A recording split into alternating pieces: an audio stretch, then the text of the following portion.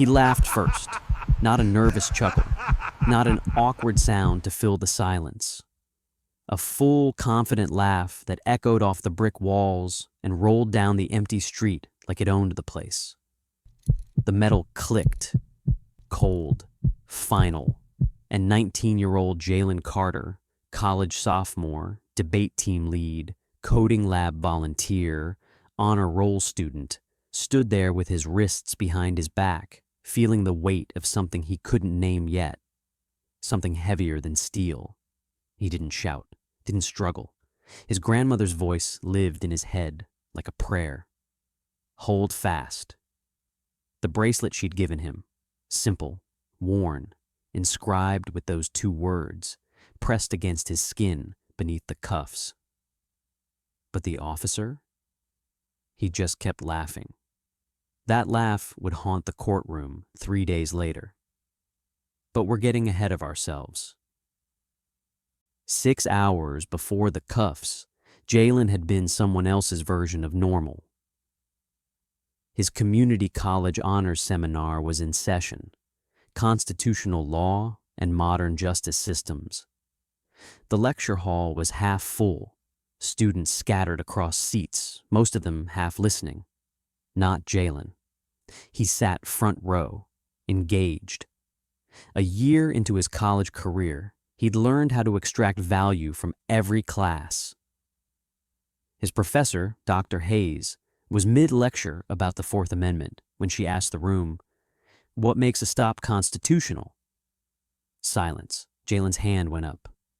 Reasonable suspicion, but the catch is, reasonable to whom? The officer, the suspect, the court? Dr. Hayes smiled. Exactly. Go deeper. If reasonable suspicion is subjective, then it's not really suspicion. It's just opinion. Which means anyone can fit any description if an officer decides they do. The room went quiet. A few students actually looked up from their phones. Dr. Hayes nodded. That's the problem with the system, isn't it? It works perfectly on paper. In practice, she didn't finish. She didn't need to. Jalen had already filled in the blank. After class, he grabbed his backpack. Scuffed, duct-taped at one corner, covered in debate and college event stickers. He joined the college debate circuit. National competitions were coming up. Topic for the season: criminal justice reform. He headed to the youth center where he volunteered. Marcus was already there, 14, skinny, glasses too big for his face, genius with code, no computer at home. Every afternoon at the youth center, teaching himself Python on communal desktops. "Yo, you coming?" Marcus called out. "Yeah, and I brought something." Jalen set down a refurbished laptop. Screen had a scratch, but it worked. Marcus stared at it like it might disappear. "It's yours," Jalen said. "No strings." Marcus's voice cracked. "For real?" "For real." The hug was immediate, fierce. Jalen showed him how to set it up, pulled up a beginner tutorial, and left him typing away, eyes glued to the screen.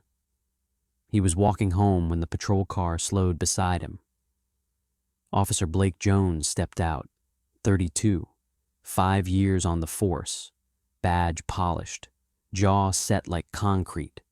The kind of cop who walks like the street was issued to him at the academy. His partner, Officer Ramirez, stayed in the passenger seat, watching. "Where you coming from?" Jones asked. Jalen kept his hands visible, kept his voice level. "School, then the youth center, heading home." "What's in the bag?" "Books, laptop, debate notes." Jones's eyes narrowed. "Laptop, huh? Where'd you get it?" "It was donated, to the center. I volunteer there." The officer's hand tapped his badge. Once, twice. "You fit a description we got. Black male, hoodie, backpack." Jalen's heart kicked, but his voice stayed steady. "What description, specifically?" Armed robbery 2 blocks over. Suspect fled on foot. Am I being detained? Jones's jaw tightened. Put your hands on the hood of the car. Am I under arrest? Do what I said, now. Jalen complied, placed his palms flat on the cold metal. Across the street, a woman stopped, pulled out her phone. Didn't film yet, just held it, ready. A man in his car paused, watching. Another kid on a bike. Phone out. Jones unzipped the backpack, dumped it. Debate notes fluttered, papers scattered. The laptop thudded down hard, corner first. What's this? Donation for a kid at the center. Receipt? It was a donation. There's no receipt. Jones spotted the bracelet. Simple, tarnished silver. He tapped it with one finger. What's this? Your good luck charm? Jalen's throat tightened, but he didn't answer. The woman across the street lifted her phone, started recording. The man in the car did the same. Turn around, hands behind your back. Jalen's stomach dropped. For what? I haven't done anything. Obstruction of justice. Resisting. I'm not resisting. Turn. Around. Jalen turned, slowly, hands behind his back. The cuffs clicked, and Officer Blake Jones laughed. Not loud, not cruel, just satisfied. The laugh of someone who thinks they've won. The phones kept recording. Timestamp 6:47 p.m. Here's what the official record would later show, or rather, not show. Officer Jones's body camera activated at 6:43 p.m. Standard procedure. For 45 seconds, it recorded the stop, the initial questions, Jalen's calm responses. Then it blinked off. At 6:44 p.m., the camera stopped recording. It resumed at 6:47 p.m., 3 minutes later, just as the cuffs clicked shut. 3 minutes. Gone. In that gap, the backpack dump, the mocking of the bracelet, Jalen asking if he was being detained, the moment Jones decided to escalate. But the bystanders caught it, every second, 3 different angles. What Jones didn't know, what he wouldn't know until it was too late, was that the body cam metadata would tell a different story. Manual override. Not a malfunction, manual. Someone turned it off, and someone turned it back on. Machines remember what pride deletes. The precinct smelled like burnt coffee, floor wax, and stale anxiety. Jalen sat on a metal bench in the intake area, hands cuffed in front, backpack in a clear plastic evidence bag on the counter, laptop, debate notes, phone, keys, wallet, the bracelet. An officer at the desk, not Jones, someone older, tired, typed without looking at Jalen. Name, Jalen Carter. Address, Jalen gave it. Parent or guardian contact. My father, Judge David Carter, downtown courthouse. The officer's fingers paused on the keyboard, just for a second, then kept typing. Phone number? Jalen gave it. Area code, 7 digits, his father's direct line. You'll get your call. But an hour passed, then 2. Jalen closed his eyes, ran through debate prep in his head, opening statements, rebuttals, the structure of an argument, claim, evidence, warrant, impact. He didn't know he was rehearsing for something bigger. 20 miles away, Judge David Carter sat in his chambers finishing work. Late, past 7, most staff had gone home. His phone buzzed, unknown number. He almost didn't answer. But instinct, father's instinct, made him pick up. Hello? Static. Noise. Then, Dad? Judge Carter's breath caught. Jalen, where are you? I'm at the 4th precinct. I got arrested. Time stopped. For what? Obstruction, resisting arrest. But I didn't... Dad, I didn't do anything. Judge Carter was already standing, grabbing his jacket, keys. I'm coming. Don't say anything else. Ask for a lawyer. I'm coming right now. He grabbed his coat, and ran. By the time Judge Carter arrived at the precinct, it was after 9. The desk sergeant made calls, checked paperwork. "He'll be arraigned tomorrow morning. You can post bail after." Judge Carter didn't identify himself as a judge. He just read the incident report the sergeant slid across the desk. Suspect resisted verbal commands and physical detention. Officer attempted de-escalation. Suspect became combative. Every word was a lie. He took a photo of the report, forwarded it to someone he trusted. Ava Mensa, public defender, the best in the city. Text, "My son, arraignment tomorrow. Can you take it?" Her reply came in seconds. Address? He sent it. Her next message, "I'm on it." Ava Mensa didn't sleep that night. She pulled the case file.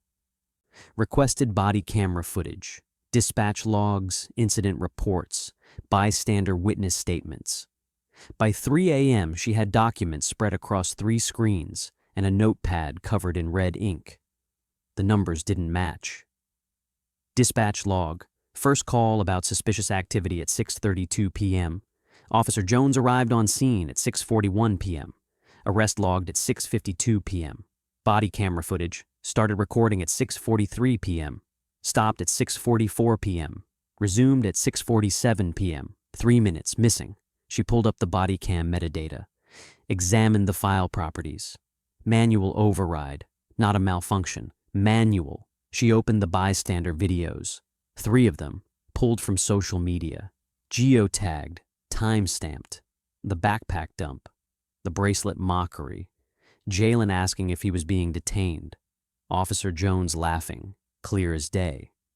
Timestamp, 6:47 p.m., the exact moment the body cam was off. Ava leaned back in her chair, stared at the screens. Gotcha. She met Jalen the next morning in a cramped meeting room at the courthouse. He looked exhausted, same clothes from yesterday, wrinkled, eyes red, but his back was straight. "Tell me everything," Ava said. "Start from the beginning. Don't leave anything out."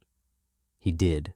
The stop, the questions, the description that was no description, the backpack, the body cam blink, the laugh. Ava took notes. When he finished, she looked up. "Did he ask for your consent to search the bag?" "No." "Did he tell you why you were being detained?" "He said I fit a description. Blackmail, hoodie, backpack." "Did he specify any other details? Height, age, clothing brand?" Jalen shook his head. "Just that." Ava closed her notebook, looked him in the eye. "It means we don't shout. We show." The courtroom was half full.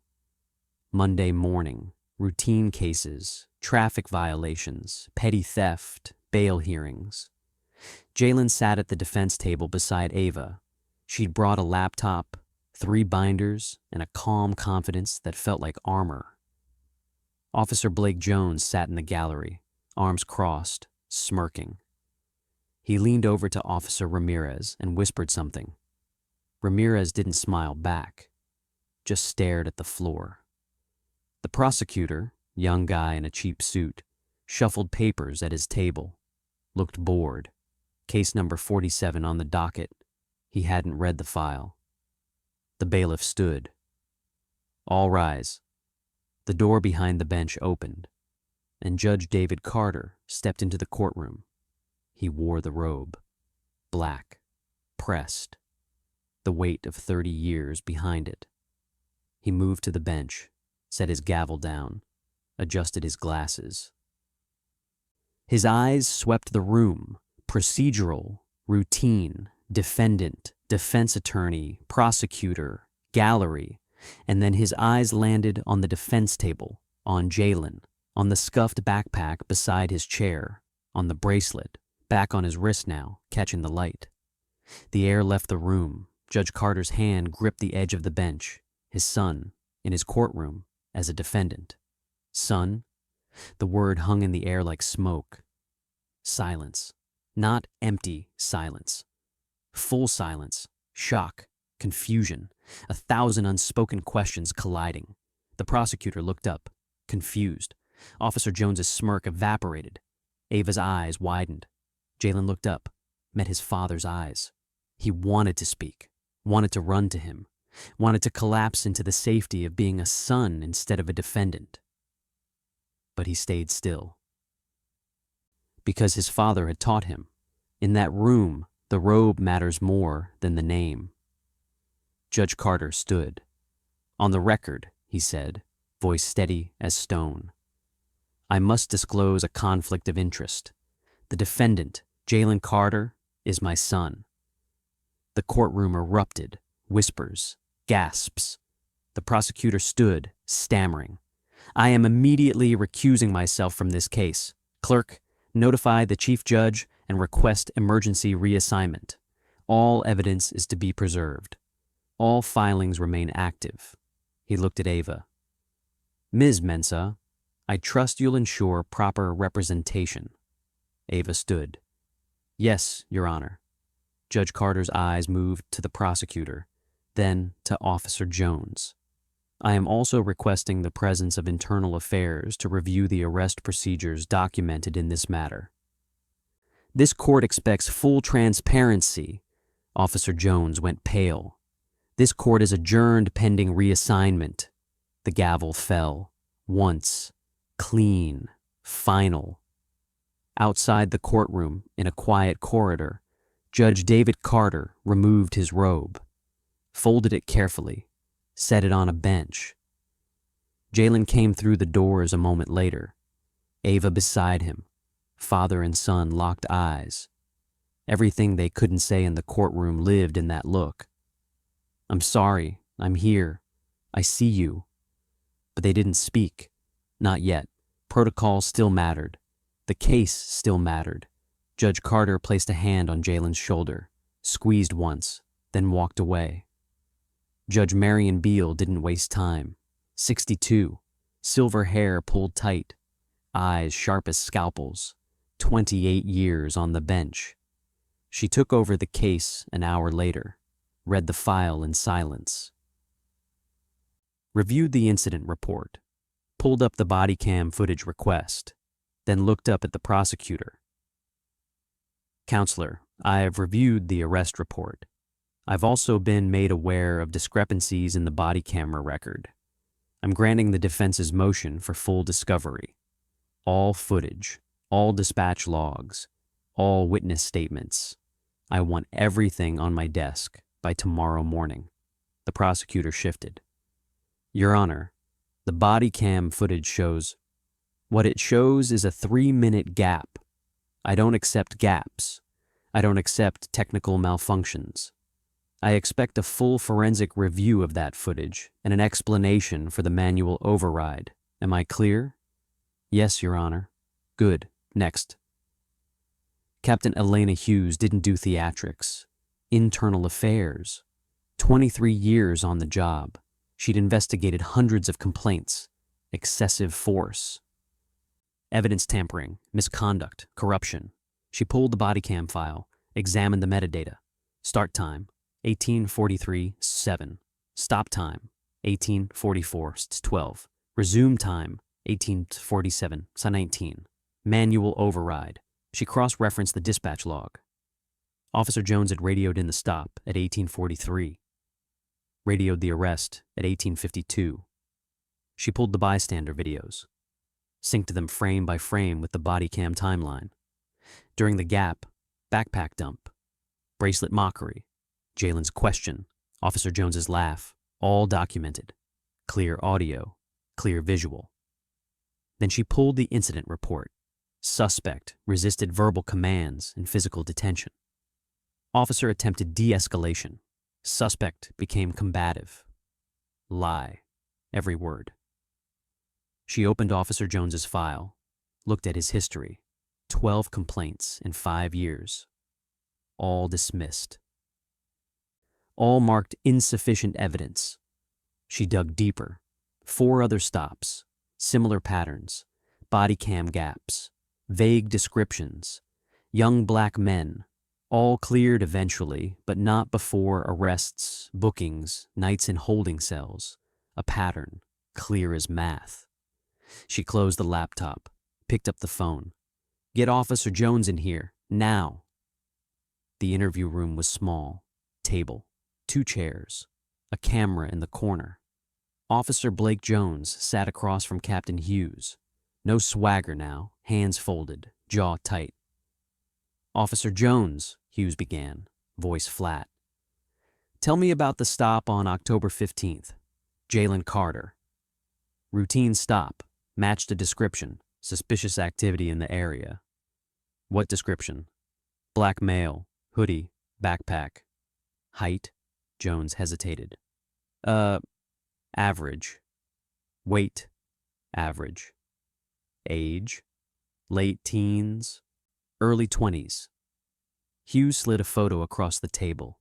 Security camera still from a nearby store. Timestamp, 6:30 p.m. "This is the suspect from the armed robbery 2 blocks over. The actual suspect, 5'6", 140 pounds, 38 years old, gray hoodie, no backpack."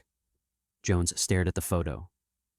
"Jalen Carter is 6 feet tall, 170 pounds, 19 years old, black hoodie, backpack. He doesn't match." Look, in the moment, you manually deactivated your body camera. Twice. It was a malfunction. The metadata says otherwise. Manual override at 18:44:12 and 18:47:19. That's not a malfunction. That's a choice." Hughes leaned forward. "You dumped his bag. You mocked his bracelet. He asked if he was being detained, a legal question he had every right to ask. And you arrested him for obstruction." Jones said nothing. "Then you filed a report claiming he resisted and became combative. But 3 bystander videos show otherwise. He complied. He stayed calm. And you laughed. You laughed, Officer Jones, and that laugh is time-stamped, documented, and now it's evidence." Jones's face went red. He was mouthy, asking questions, acting like he knew the law better than me. "He probably did." Silence. Hughes stood. "You're suspended pending termination. Your badge and weapon. Now." Jones's hands trembled as he unclipped his badge, set it on the table, then his service weapon. "This job was everything," he whispered. Hughes didn't blink. "Then you should have done it right." Officer Ramirez sat alone in his car after the shift ended. He'd been quiet that night, hadn't stopped Jones.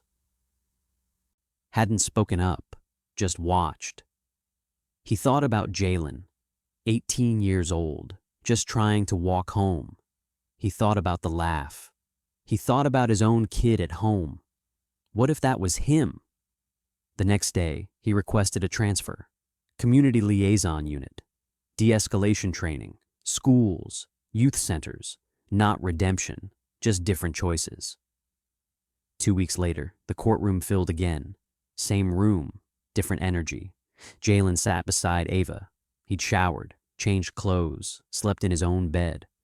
Officer Blake Jones sat across the aisle. Union attorney beside him. Face tight, hands clenched. No badge, no uniform.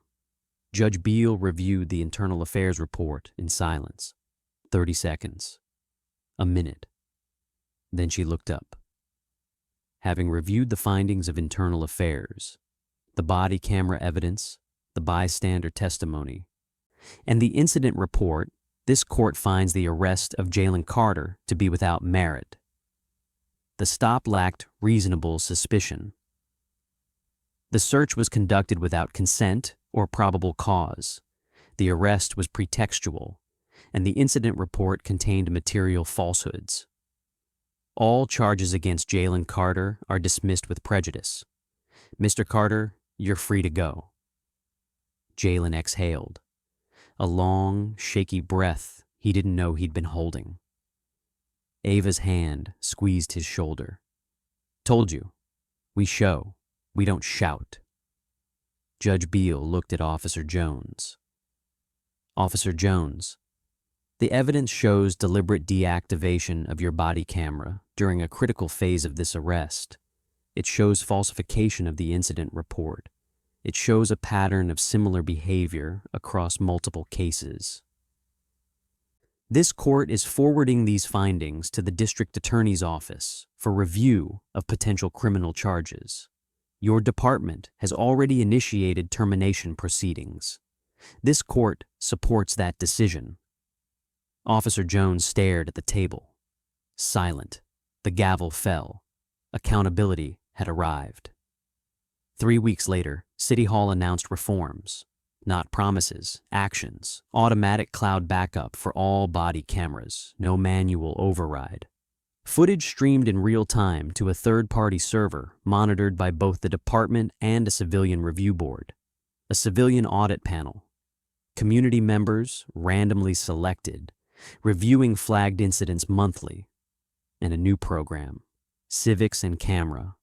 Youth legal literacy workshops, led by public defenders, court clerks, and civil rights advocates, teaching kids their rights. How to document interactions, how to stay safe.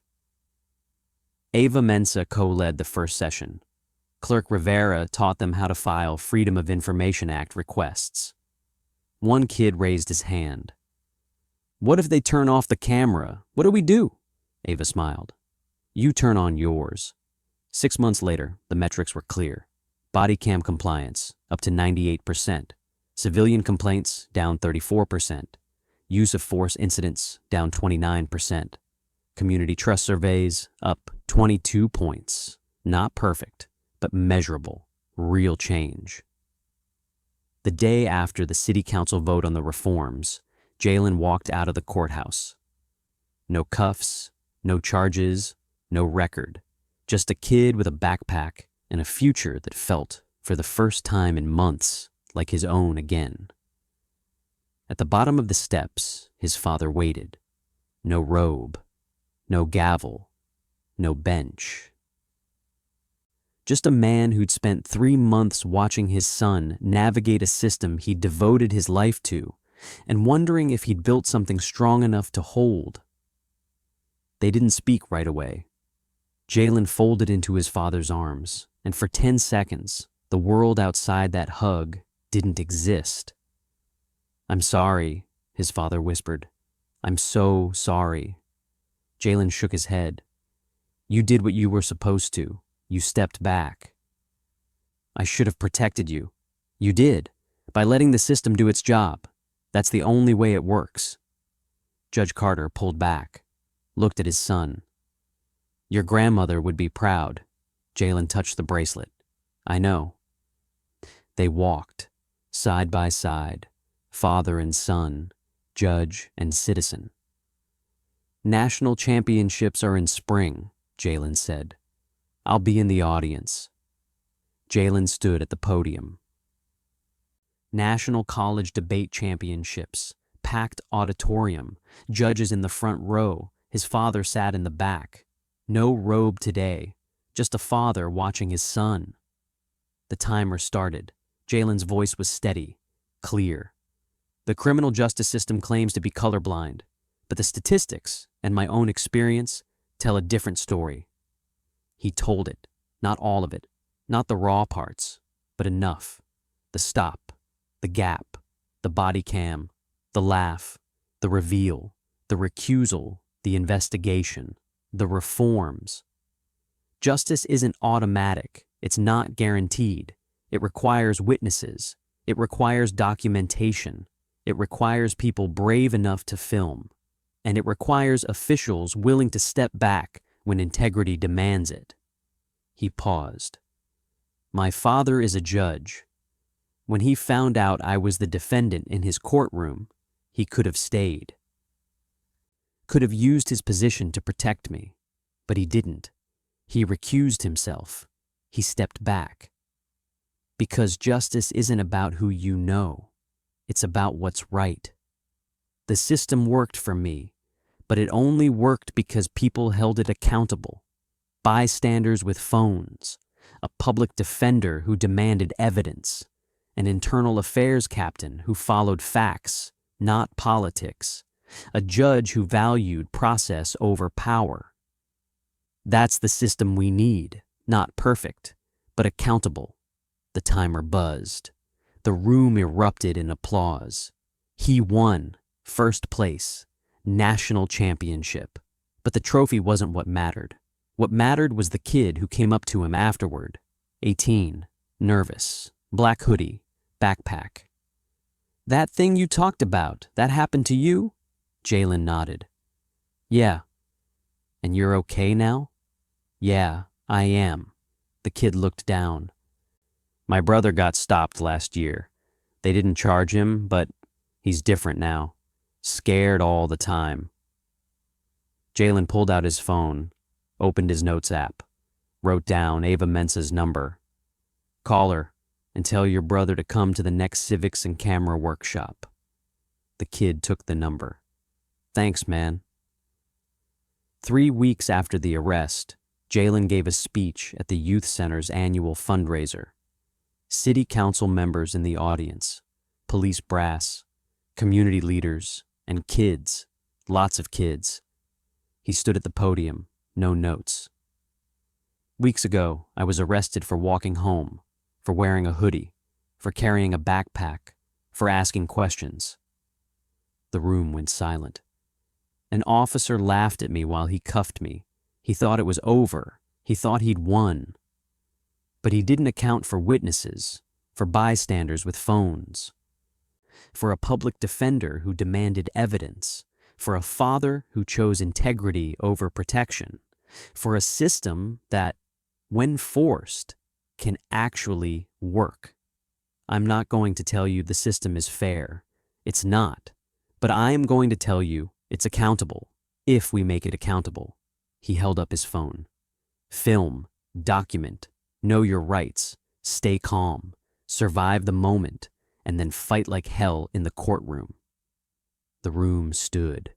Applause rolled like thunder, but Jalen wasn't done. "One more thing. My friend Marcus and I are building an app. It teaches your rights. It has a quick record feature that uploads video to the cloud instantly. Even if they take your phone, the video is safe." He projected the screen behind him. The app interface. Clean, simple, powerful. It's called Hold Fast. It launches next week. Download it, share it, use it. Because the best way to hold the system accountable is to never let it hide. Marcus launched Hold Fast the following month. 10,000 downloads in the first week, 50,000 by the end of the month, 100,000 by the end of the year. Kids across the city, across the state, learning their rights, recording interactions, staying safe. A 14-year-old in Detroit used it, recorded an unjust stop, charges dismissed. A 16-year-old in Atlanta, same story. A college student in Chicago, same story. The app spread quietly, kid to kid, neighborhood to neighborhood. It wasn't a revolution, not overnight, but it was a shift, small, steady, real. Officer Blake Jones was fired, criminal charges filed, probation, community service, a permanent mark. He works at a warehouse now, loading trucks, punching a clock. But he thinks about that laugh sometimes, how easy it felt, how right, how wrong. Officer Ramirez teaches de-escalation now, schools, youth centers, community centers. He shows the Jalen Carter case, shows what happens when an officer forgets why they put on the badge. Kids listen. Some of them are the same ones his partner would have stopped. He can't undo that night, but he can change what comes next. Captain Elena Hughes was promoted to deputy chief. Her first act, mandatory quarterly body cam audits, random selection, independent review. Second act, anonymous reporting system for officers who witnessed misconduct. "You don't get to hide behind the badge anymore," she told her officers. The badge means accountability, to the law, to the community, to each other. Some officers quit. Good. The ones who stayed were the ones who understood. Ava Mensa's civics and camera program expanded to 12 schools across the city. Attendance was voluntary, but the rooms were always full. Kids learned their rights, how to invoke them, how to document interactions, how to stay calm under pressure. Not all of them won their cases, but all of them knew how to fight. Judge David Carter kept presiding, but he changed how he read police reports, looked for the gaps, the vague language, the passive voice. He asked more questions, demanded more evidence. And when he saw young defendants, especially young black defendants, he saw his son. Every single one. That changed everything. And Jalen? He finished his second year of college, debate team lead, coding lab volunteer, planning his next move, computer science, law, maybe both. He still wears the bracelet, still mentors Marcus, still carries the backpack. Some nights he thinks about that street corner, the laugh, the cuffs, the cold metal, and he thinks about the courtroom, his father's voice, the gavel, the word that changed everything, son.